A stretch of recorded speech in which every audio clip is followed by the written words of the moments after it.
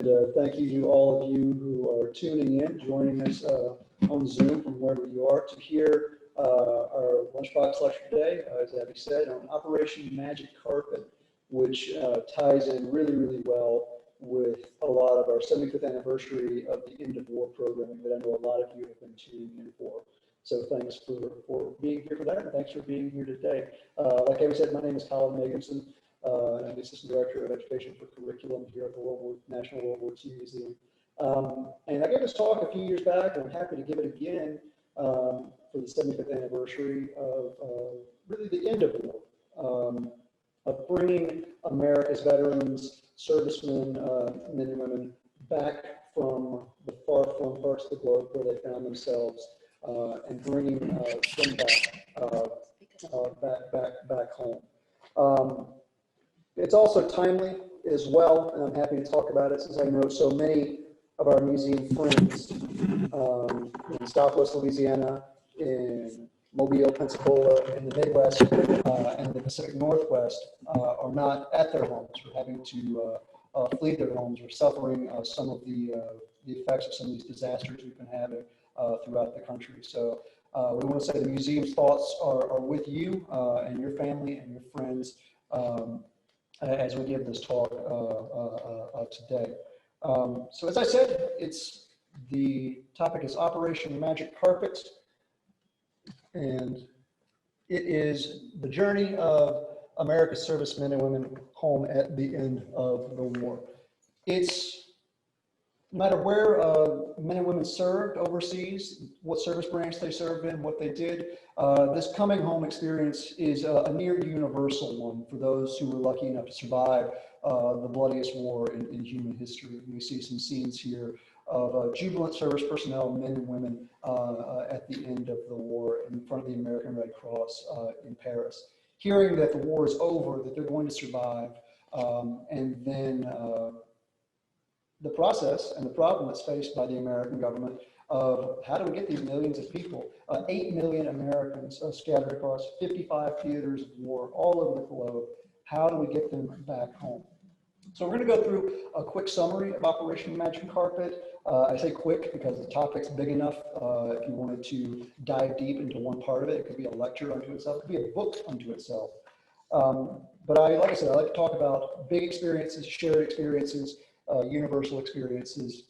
It's another shot from the museum's collection showing doctors from the Mediterranean aboard a ship coming home. Talking about these shared experiences because everyone may not have served in the same division or fought in the same campaigns, but servicemen and women who survived the war always remember that journey home. And I'm happy to talk about it because I get to talk about a member of my family who made a similar journey that these 8 million Americans did 75 years ago to the day or to the month ago. So right there, that's my grandfather on my mom's side. That's my mom's dad. That's Ross Collin's Hood. I don't see a super ton of resemblance. That's all right. He grew up in North Mississippi in Calhoun County, and farming family of a fifth, 8 children, 7 boys and 1 girl. And he was born in 1911, so he was fairly an old man by comparison of many of the soldiers who served in World War II. Signed up for a year of service in 1941. Then the attacks on Pearl Harbor came, and he was in it for the duration. You can see by the patch on his sleeve, he was in the 31st Infantry Division, the Dixie Division, the Double D Division. He did his training in the Louisiana maneuvers and then served in the Pacific. And at the end of the war, he found himself in the Philippines with a buddy. And I know this because my mom's an English teacher, and she keeps all sorts of keepsakes and scrapbooks. So I actually have a letter that he wrote to his local newspaper, the Calhoun City Monitor Herald, talking about his experiences in war, but then him and a buddy finding themselves in Private First Class Clinton Stone and Ross Collin's Hood, where they found themselves at the end of the war and what it took to get back home. So it talks about typical service narrative stuff, but also things such as the beauty of the women in New Guinea, which I think is great, and at the end of the war, how some people laughed, some people cried, some people found themselves just in a daze and not knowing what to do. A great personal artifact, along with a souvenir coconut that he picked up in a stopover on his magic carpet trip back home, where he made a stop off in Hawaii. He was back in the States in September of 45. And it took him all the way to December of 1945 for him to get home. He got to San Francisco, and there were not enough trains, transports, or buses for him and his buddy to get there. So it took him hitchhiking, hitching rides, and picking up rides wherever he could. It took him from September to December to be able to get back home. So a very, very long journey, and a similar journey that many Americans found themselves once they got back home. So we're going to talk about magic carpet, using that story of my grandfather as a case study, a jumping off point. And we'll see that many Americans had similar experiences, some whose accommodations were much more lavish, some whose accommodations and timetables for return were much more longer, and accommodations much more Spartan. And we'll also see that it wasn't just American servicemen who were making the journey home on the backs of magic carpet, and nor was the United States the lone military power moving military personnel back and forth around the globe. But let's get into defining what we're going to talk about today, our subject matter, and then we can look at it a little bit closer. So first of all, if you Google Operation Magic Carpet 1940s, there are two Operation Magic Carpets. This is Operation Magic Carpet, the 1949-1950 Aliyah of Yemeni Jews to the newly created state of Israel. So if you go around looking for more information, at the end of this lecture, know that there are two magic carpets. This is the one we're not going to be talking about, though it occurs very, very close by in years as well. Hey, Collin, sorry to interrupt. I know that we've had several comments about the echo and static in the speakers. So we are having a slight technical issue with our microphones here, so we do apologize for that. What we will recommend is that you turn up your volume as much as possible in order to best hear Collin, who will also be speaking loudly in order for it to be better heard. But we will definitely have this fixed before our next webinar. We'll also be recording this webinar for the future so that you can listen to it again at your leisure. So again, we apologize for the staticky sound. Collin, please continue. Sure, thanks, Amber. And I apologize for any of the technical difficulties we're having. But yeah, we'll hopefully have time for questions. So anything that was maybe a bit unclear or you may have missed at the beginning of the lecture, I can address in more detail during our Q&A time. So let's look at Operation Magic Carpet, just a quick snapshot of it. So Operation Magic Carpet, bringing these 8 million American veterans home at the end of World War II. It began 75 years and 10 days ago on September 6th, 1945, and it ended 74 and 16 days ago on September 1st, 1946. Operation Magic Carpet was in operation for 360 days, nonstop. And as I said, it brought home 8 million U.S. military and civilian personnel around the globe. Quick math, even though on some days and months it was much, much higher, that comes to an average of 22,222 returning servicemen coming back from the United States for 360 days straight, almost full year straight, which all this returning service personnel gives you the formula for this 9 months later. That's a perfect formula for the post-war baby boom of all these returning service personnel. So even though ships, supplies, and planning from all branches of the military was needed to pull off Magic Carpet successfully, at the head of the organization in charge of earmarking ships, earmarking ports, rail networks to bring these servicemen back home was the WSA, which is short for the War Shipping Administration, which we're referring to a few times in our talk. The WSA was established by President Roosevelt in February of 1942 by executive order, to deal with the shortage of civilian shipping tonnage available for use by the U.S. military. The WSA, to quote the executive order which authorized its establishment, was to control the operation, purchase, charter, requisition, and use of all ocean vessels under the flag or control of the United States, as well as allocate vessels under the flag or control of the United States for use by the Army, Navy, other federal departments, agencies, and the governments of the United Nations. So the WSA and its attendant organizations, the U.S. Maritime Commission, both of which were headed by the same man right there, that is Admiral Emory Land. This man and his organization, the WSA, would tell the Army, Navy, etc., which Liberty or Victory ships, transports, or civilian craft were to be earmarked for their usage. If World War II were a big game of Monopoly, the WSA was the bank, doling out properties, money, and who could do what. As early as 1943, even though Germany and Japan had not yet been defeated, the U.S. Army Chief of Staff, George Marshall, who we see here, already recognized that once victory in either theater was assured, redeployment and demobilization could and would present a major problem if preliminary planning was not begun. So following D-Day, when it was predicted that war in Europe would end within 6 months, more detailed plans were needed. Where would troop collection or assembly points be situated? What ports or rail networks hadn't been too severely damaged that could be used in bringing these soldiers to the coast and then back to the United States? And then what do we do with those soldiers and sailors, Marines, and airmen once we get them back to the United States? Who goes back to civilian life?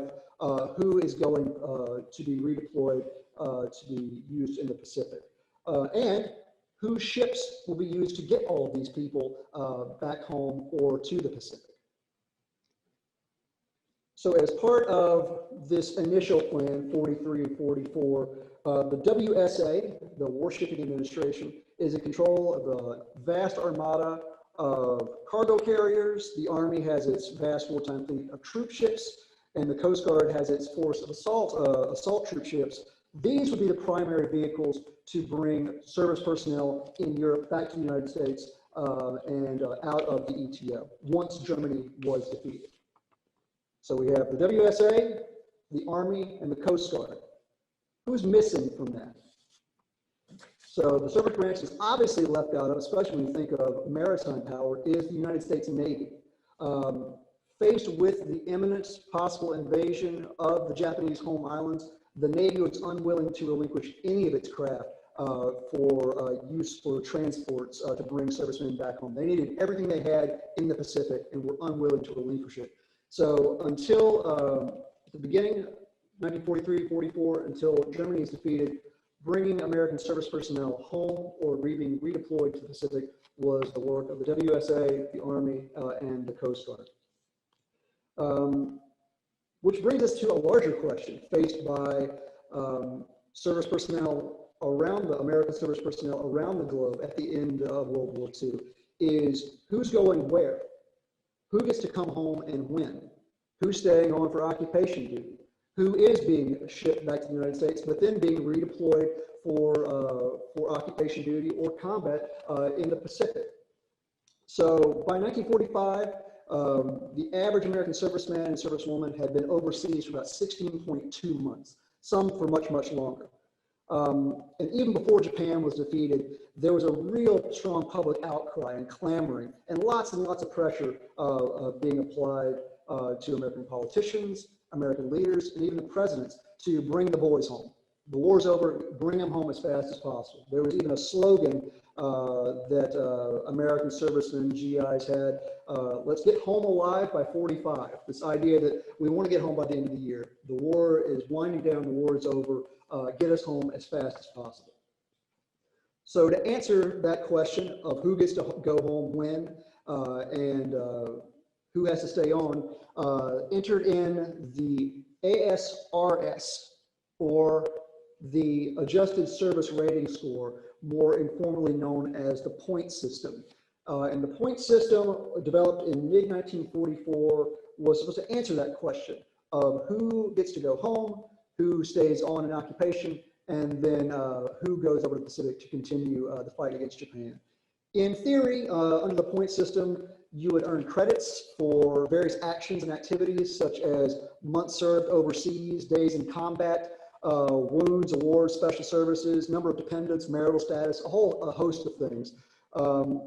That could also be a separate lecture as well. In theory, the more points one person had, the quicker you would get home. And this was necessary because the War Department at the end of fighting in Europe had about 2 million soldiers that needed to demobilize following victory in Europe. 50% of this total would go to stay on in Europe, 33% would go to the Pacific, and 17% would go home. And this changed throughout the point system did as the war wound down. So we see here sort of a basic rubric, and on the next page, we see someone's actually filled out their point system, their adjusted service rating score. And you can see how points are accrued and how points were distributed. We see service credits, overseas credits, combat credits, parenthood status, and this is for Mr. William Estoff, who served in the Army Engineers. The point system changed a lot. It was developed in mid-1944. By September of 1944, it was modified. It was then modified again in February of 45, and then finally again in March of 45, due in no small part to the pushback by not only the home front, but also soldiers who wanted to get home as fast as possible. We often think of American soldiers as being these paragons of virtue, these supermen. These were also servicemen and service personnel who'd been overseas a long time, and they wanted to get home as fast as possible. So some soldiers protested their assignments as occupying forces or their possible redeployment. Some enlisted soldiers protested the high number of points, 85 points originally set for enlisted men to be able to go home. Here we see an image of American soldiers who were stationed in Paris marching in protest on the Champs-Élysées, protesting and demanding to be returned home as quick as possible. This was hardly an isolated event. At a sort of morale building goodwill tour in England, Eleanor Roosevelt, the First Lady, came over to meet some soldiers and was confronted by a mob of 500 American GIs demanding to be returned home. And in a little known incident, 4,000 American servicemen stormed the city hall in Manila in the Philippines and occupied it, demanding they would not leave unless the repatriation process, the magic carpet process, was accelerated.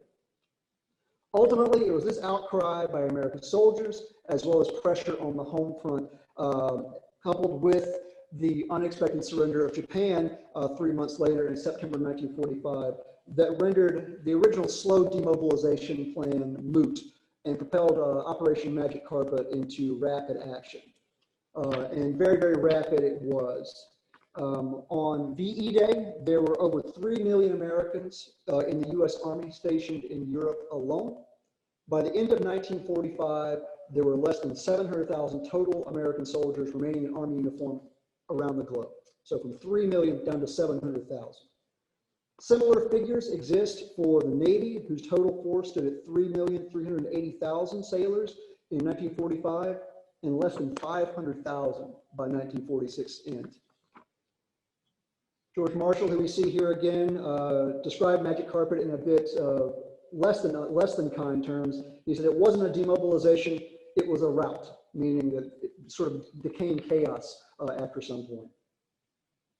Though homeward bound ships did begin leaving Europe in late June 1945, Magic Carpet did not truly become effective in moving large numbers of US personnel home until after Japan had surrendered, so after the Navy can bring its vast resources to bear and getting folks home on their big capital ships. By VE Day, the WSA miraculously had scrounged up 546 vessels to return overseas troops homewards using anything that can float. And when the combat phase of operations ended in the Pacific in September 1945, like I said, the Navy was finally able to add its tremendous fleet of vessels, including 70 aircraft carriers, to this effort. So in total, in October 1945, there were over 700 ships of all shapes, sizes, and even nationalities involved, from pre-war tankers, ore carriers, and cargo ships, to huge battleships and Italian and even Panamanian craft. In Europe and the Pacific, like I said early on, the types of accommodations and transport one got was kind of luck of the draw, and they vary very widely. So some returning GIs in Europe came back aboard the pre-war American luxury liner, the Queen Mary. And the next picture I really like as well, because it shows, well, here we see just the deck absolutely jam-packed full of Americans as they come into New York Harbor. But on the next slide, you can see a great pre-war image showing the first-class dining room. And you see these very handsomely clad folks in tuxedos and evening gowns. And you can see the same ship in 1945 being used as the enlisted man's mess. You can see those guys lining up for chow on the image on the right. Other soldiers returned home in the hulls of converted Liberty or Victory ships, like we see here aboard the USNS Aiken Victory. And something else that should be noted and is evident in this image, that this repatriation experience, as you can see from this image, sometimes was able to skirt the official segregated policies of the Jim Crow Army. When everyone wants to get home, sometimes deep-seated beliefs often give way to expediency, which is something I definitely want to say about the returning home experience. We're talking here today about Operation Magic Carpet, the process of bringing American veterans back to the United States. We should not at all say that even though Magic Carpet was a near universal experience, that return to civilian life was a universal experience. It wasn't all ticker tape parades or being given the keys to the city. For many returning veterans, African Americans, Japanese Americans, women, it was very different, often bitter, sometimes traumatic, or even dangerous experience. But like I said, that's a separate topic for another lecture, but I definitely want to make that point clear, that even though the process of bringing veterans home was sort of a universal shared experience, getting back in your hometown, going back to civilian life itself was something very different. So on the opposite ends of the spectrum, and the most preferred way home by American GIs, soldiers, sailors, and Marines was aboard aircraft carriers. Carriers were the most popular modes of transport because they offered better entertainment opportunities, movies in the hangar decks, fresh food, hot meals, sports, swimming, ice cream, and they had much more spacious accommodations than aboard slow-moving LSTs or APDs. But still, even the most luxurious of spaces were makeshift. We can see there's bunks literally on the deck, on the flight deck here, and that is the USS Saratoga, which was the aircraft carrier and vessel which brought back the most number of returning American service personnel. It brought back 29,204 veterans all on its own. The vessel returned the single most veterans during Operation Magic Carpet. And here we see some great interior shots aboard the Saratoga, the Yorktown, the Wasp, and Enterprise. These guys literally on top of each other, triple bunked. And again here on below decks, I love the sign as well, beware of propellers. So yeah, I hope they did. And then you can see them coming into harbor. You can see just the massive amounts of people aboard these ships. And even ships that were completed right before the end of World War II, who may not have seen combat, such as this aircraft carrier. And that's one I'm glad I got in here. Just these guys literally bunking in between the cabin and bed of, looks like deuce and a half trucks. And again, these flight decks, you can see the guys sacked out, cotted out. But getting to ships that were commissioned at the end of the war who didn't see combat, like this aircraft carrier, the USS Lake Champlain, it was then refitted, and with more bunks, its flight decks were stripped out to put the way for 3,300 returning troops that came aboard it on a return trip home on Operation Magic Carpet. We talked about the point system of how Americans were designated of when they could return home and how. There were exceptions to the point system. At the end of fighting in the Pacific, the surrender of Japan in 1945, the Navy immediately sent out aerial reconnaissance to locate the location of American POWs and Japanese POW camps to locate them, supply them, sustain them, and then evaluate them to see which POWs were well enough to travel by sea and which needed more specialized care in the hulls of hospital ships or even being brought home by aircraft. So here we see a map of some of the Japanese POW camps that held American and Allied military personnel at the end of World War II. To the Japanese home islands was dispatched United States hospital ships, and we see one of them. We here see a POW camps marked PW, so they could have supplies dropped to them, and we see some skeletal American POWs near Yokohama on the right in August of 1945. And as I said, hospital ships were dispatched, such as this one, the USS Benevolence, to minister to the needs of these American servicemen who'd been in privation, starved, overworked, and really, really savagely treated for years and years. And like I said, for those POWs who were not well enough to make the travel home by sea, some of them were then transported by air as part of the Army's Air Transport Command, or ATC, or the Navy's Naval Air Transport Service. And there we see some POWs being loaded into the planes for evacuation. And you can see even the interior of some of these transport planes being converted to adding bunks to get these POWs back home as quickly and as safely as possible. It wasn't just, on the same subject, Magic Carpet wasn't just a one-way flow of traffic either.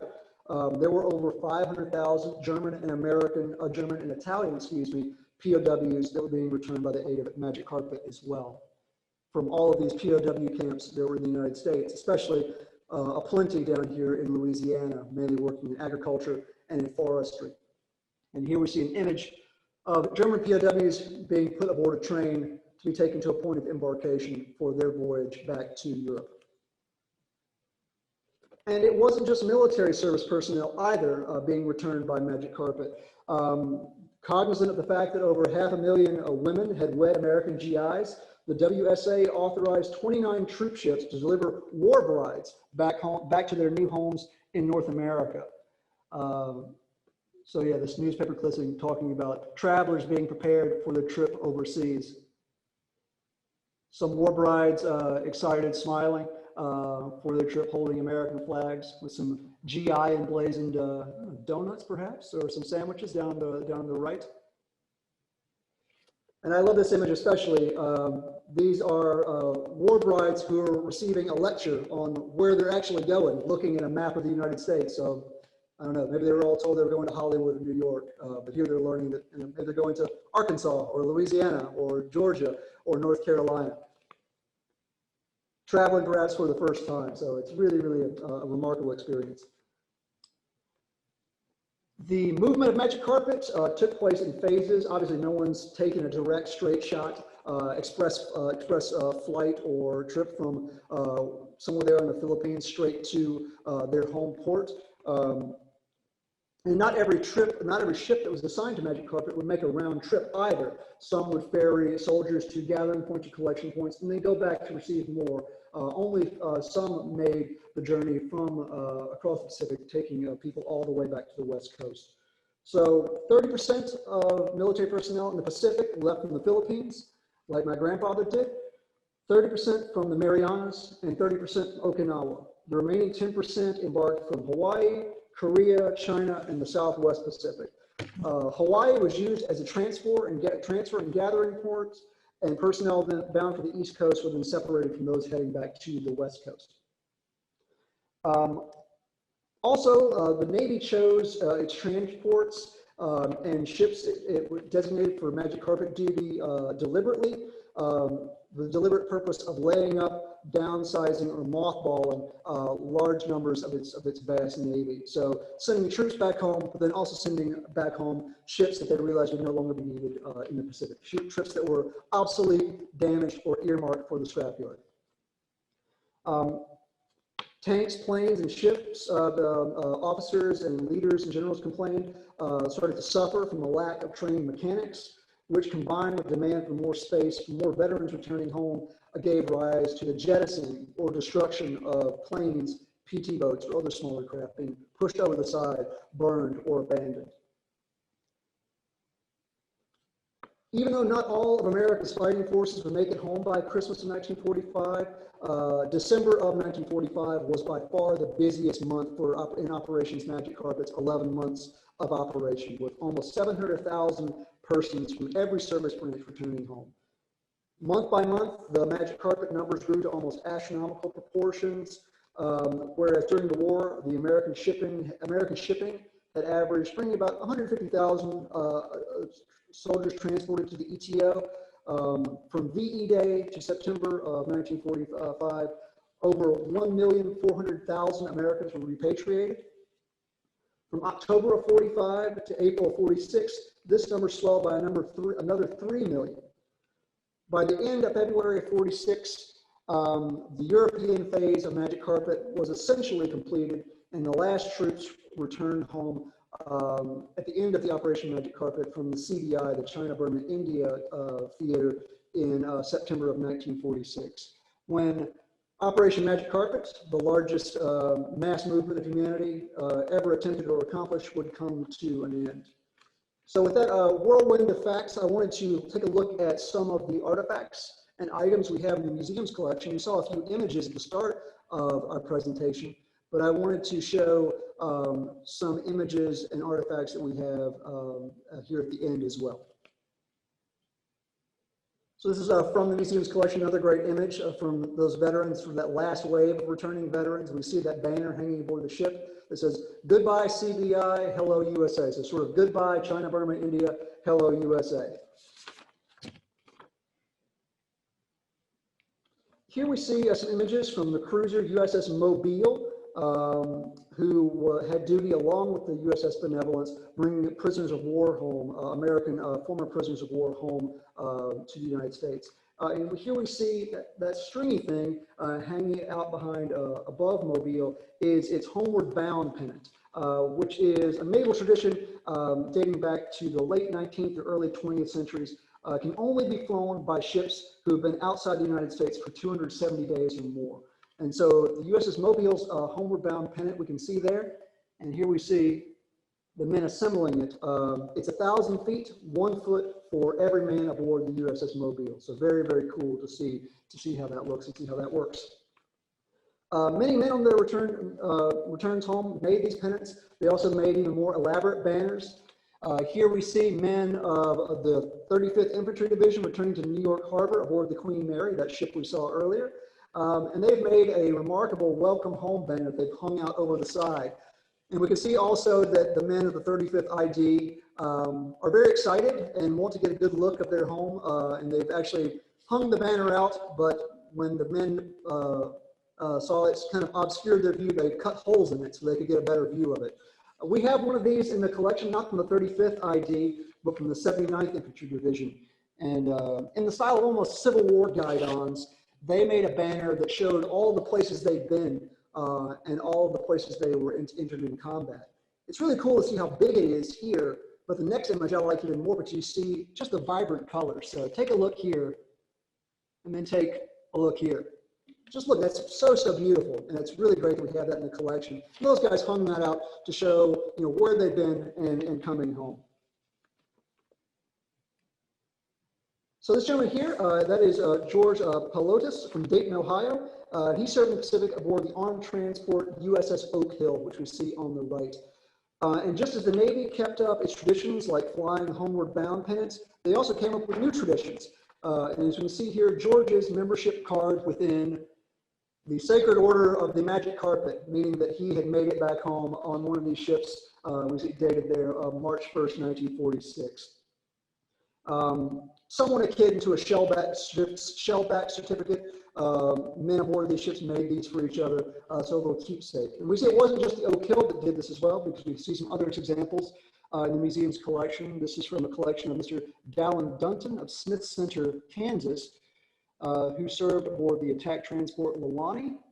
And we can see he has a great collection of shellback certificates, as well as his membership card in the Order of the Magic Carpet, as well as collection of there's a Lilani there, a copy of the ship's newsletter, the Bullhorn.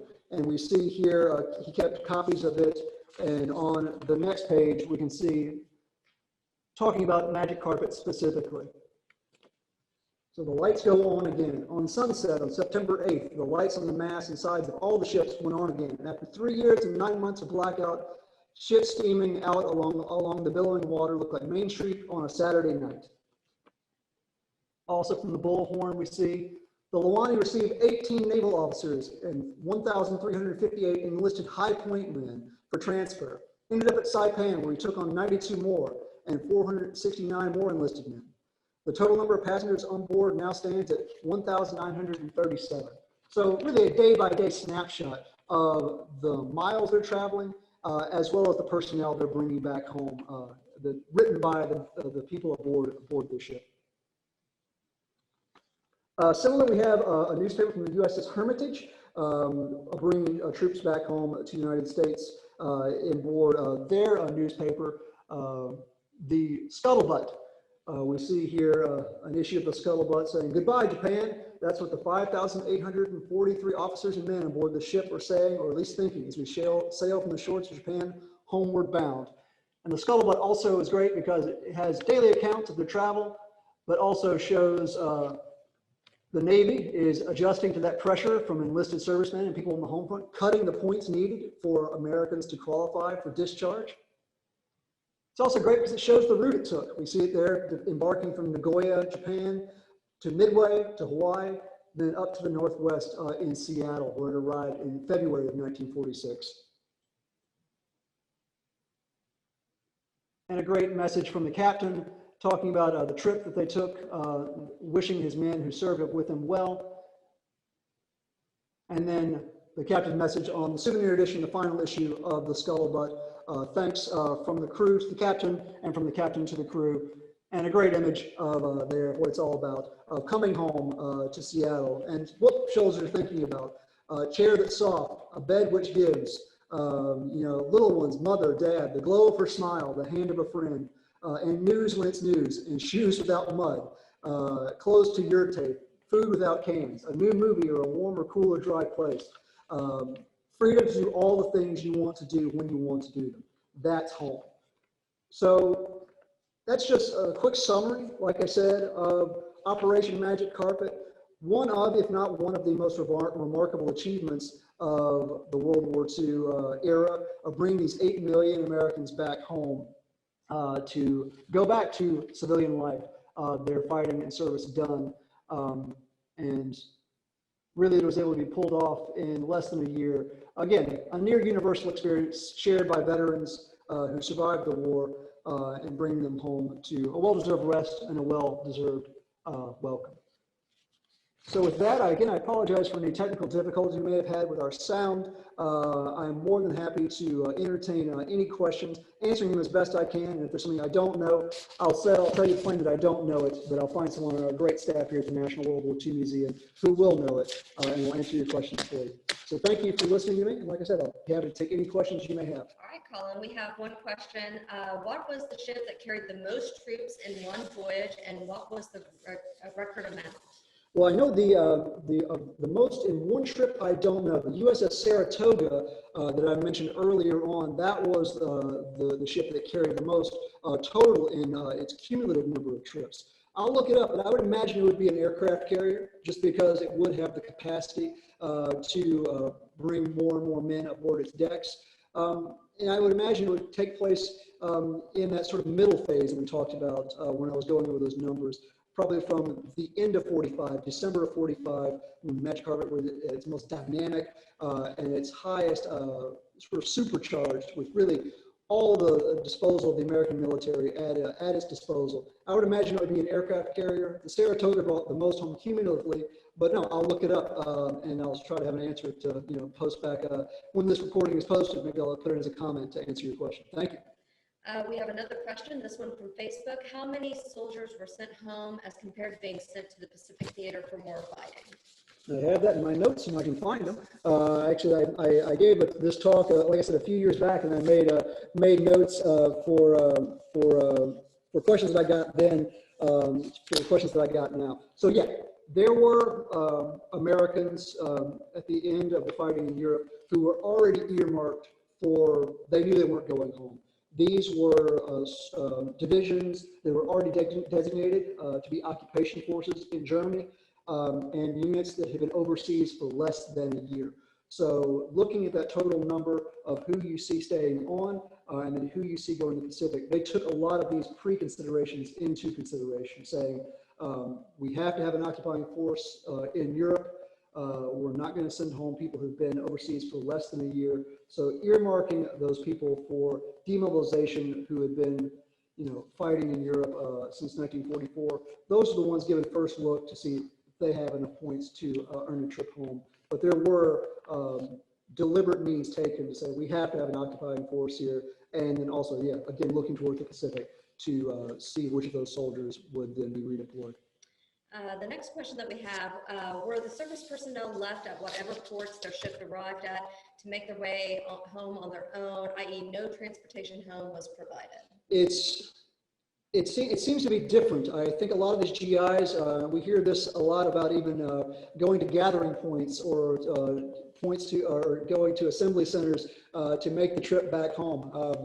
You get the feeling that a lot of these GIs were maybe a little bit antsy to want to get back home as fast as they could. So I know from the anecdotes from my grandfather, he and his buddy found themselves in San Francisco, and there weren't any buses or trains available at the time they got there. They were all full.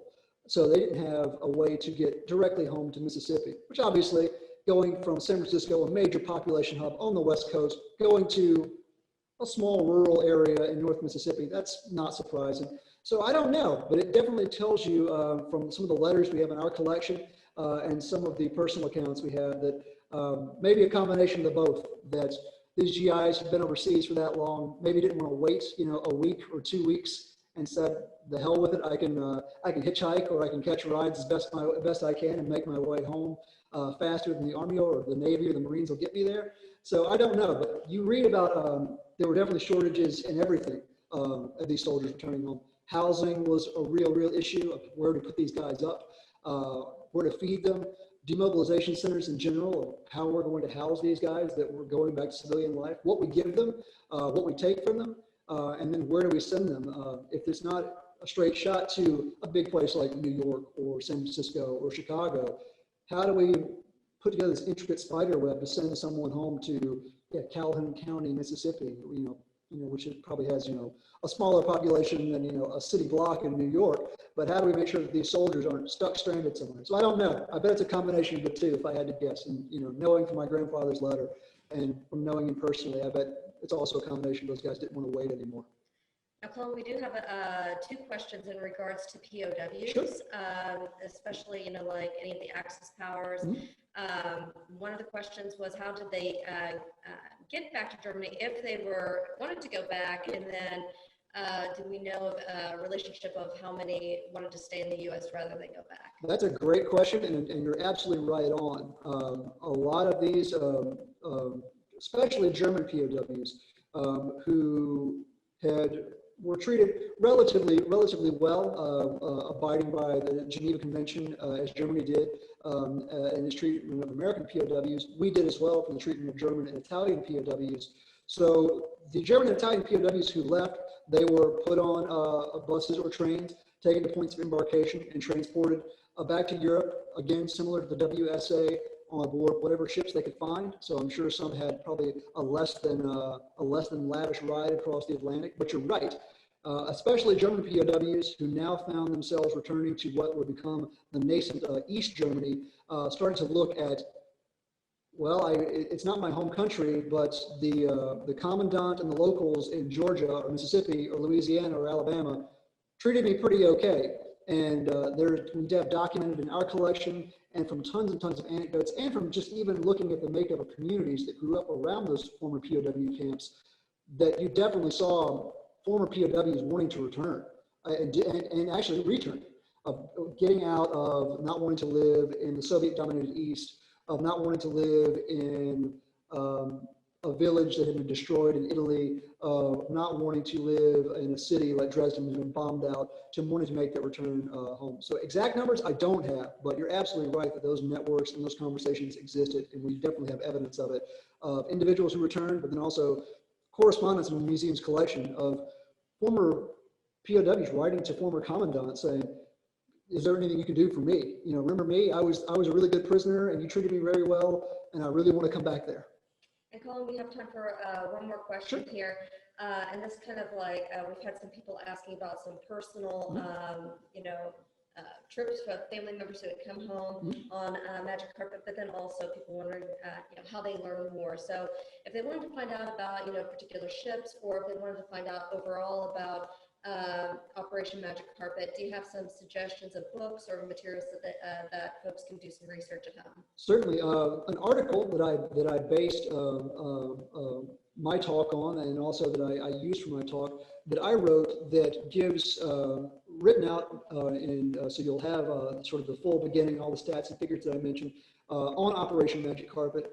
We'll be posting to the museum's the war section of our website starting next week. So look for that article there. It's written by me. It's called Operation Magic Carpet. So I kept it very, very, very, very short. So you can find all the facts and figures that I went over in my talk. Again, if there were some technical difficulties with sound, you'll then have all those stats and figures in front of you. You don't have to go back and watch the entire recording. So you'll have that.